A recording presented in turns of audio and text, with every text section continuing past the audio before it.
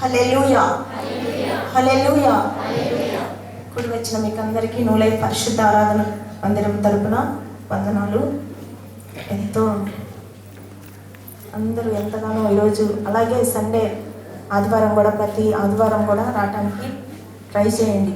యవనస్తులు, చిన్నపిల్లలు, దేవునికి మీరు ఎంతో ప్రశస్తమైన వాళ్ళు. మిమ్మల్ని బట్టి ఆయన ఎంతో సంతోషిస్తూ ఉంటారు.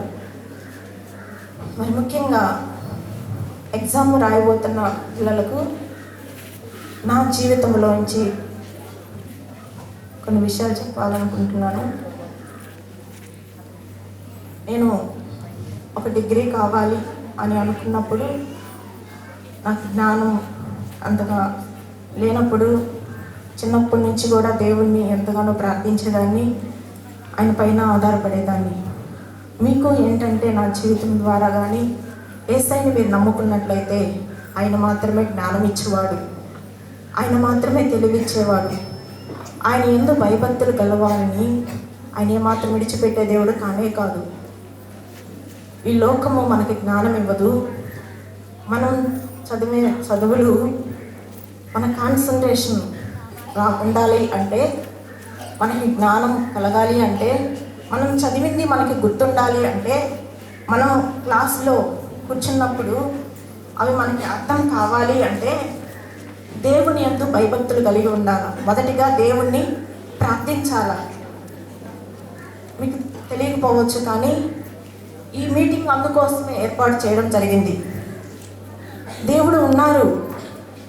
ఆయన నమ్మిన వారికి ఆయన ఏమాత్రము విడిచిపెట్టే దేవుడు కాదు. ఆయన నమ్మిన బిడ్డల్ని ఆయన హత్తుకొని జ్ఞానం కావాలంటే జ్ఞానం, తెలివి, వివేచన ఇవి ఇచ్చే దేవుడై ఉన్నాడు. నేను చదువుతున్న చదువుల్లో ఎంతో జ్ఞానం లేకపోయినప్పటికీ ఆయన నాకు జ్ఞానం, తెలివి, వివేచనతో నింపి ఇంటర్మీడియట్ వరకు చదవగలిగాను. కానీ డిగ్రీకి వచ్చిన తర్వాత నా యొక్క స్టడీస్ మారిపోయాయండి. ఇంటర్మీడియట్ బైపీసీ తీసుకున్నప్పటికీ డిగ్రీలో బీకామ్ తీసుకున్నాను. బీకామ్ తీసుకున్నప్పుడు నాకేం అర్థం కాలేదు. అప్పుడు దేవుని యొక్క పాదాలు పట్టుకున్నాను. అయ్యో ప్రభువా, నాకు అకౌంట్స్ అయోమయంగా ఉన్నాయి, కానీ మీరు నాకు సహాయం చేసే దేవుడు, మీరే నాకు సమస్తము సర్వము. మనుషులు ఎవరు సహాయం చేసే వాళ్ళు లేరు, టీచర్లు చెప్పేది అర్థం కావటం లేదు అని ప్రార్థించినప్పుడు, కన్నీటితో మొరపెట్టినప్పుడు ఆయన సన్నిధిలో చేరి ఆయన నాకు జ్ఞానం ఇచ్చాడండి. నెక్స్ట్ రోజు నుంచే చక్కగా అర్థమయ్యే విధంగా, అంతేకాదు ఆ యొక్క బీకామ్లో ఫస్ట్ క్లాస్లో వచ్చే విధంగా దేవుడు కృప చూపించారు. హల్లెలూయా. క్లాస్ మొత్తంలో ఫస్ట్ వచ్చే విధంగా దేవుడు కృప చూపించారు.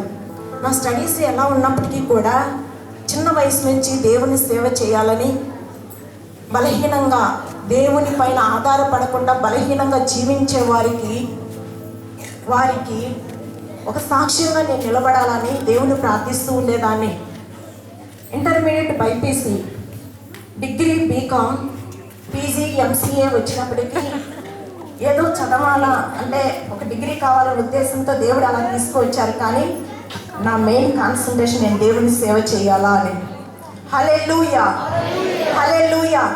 అందుకే దేవుడు తన బిడ్డలు ఎవరైతే తనను నమ్ముకుంటారో వారి హృదయ వాంఛలు తీర్చే దేవుడై ఉన్నారు.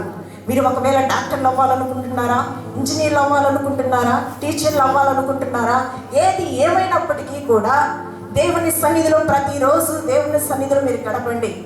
దేవునికి ఇష్టమైన బిడ్డలుగా జీవించండి. దేవుని యందు భయభక్తులు కలిగి ఆయన ఉన్నాడు, ఆయన నన్ను చూస్తూ ఉన్నాడు కనుక ఆయనకు భయపడి నేను జీవించాలా. నోటి మాటలు, చూపులు, ఆలోచనలు సమస్తం పరిశుద్ధంగా ఉండాలా. అంతేకాదు నాకు జ్ఞానం కావాలంటే ఆయన పైన ఆధారపడాలా అని మీరు అనుకొని ప్రార్థించినట్లయితే ఆయన మీతో ఉంటారు. ఆయన మీకు సహాయం చేస్తారు. భయపడవలసిన అవసరం లేదు, కలవరం చెందవలసిన అవసరం లేదు. మీకు ఎగ్జామ్ భూతంలాగా అనిపించినా దాని నుంచి తప్పించుకునే మార్గం, ఆ భూతాన్ని పక్కకు త్రోసివేయగలిగిన శక్తిమంతుడు మన యేసయ్య. హల్లెలూయా, హల్లెలూయా.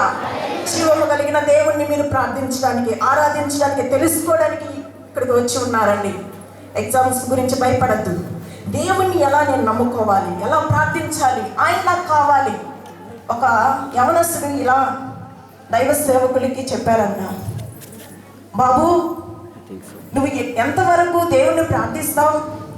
1/2 అవరా, 1 అవరా, లేకపోతే 2 అవర్సా? ఎంతవరకు దేవుణ్ణి ప్రార్థిస్తావు అంటే అని అడిగినప్పుడు ఆ యొక్క యవనస్తుడు ఇచ్చిన సమాధానం, ఆయన ఎప్పుడు నాతో మాట్లాడతాడో అప్పటి వరకు నేను ఆయన పాద సన్నిధిలో కనిపెడతానండి అన్నాడంట. చూడండి, ఆయన ఎంతవరకు మనతో మాట్లాడతాడో, ఆయన సన్నిధి ఎంతవరకు మనల్ని నింపుతుందో, ఆయన మనతో ఉన్నట్లు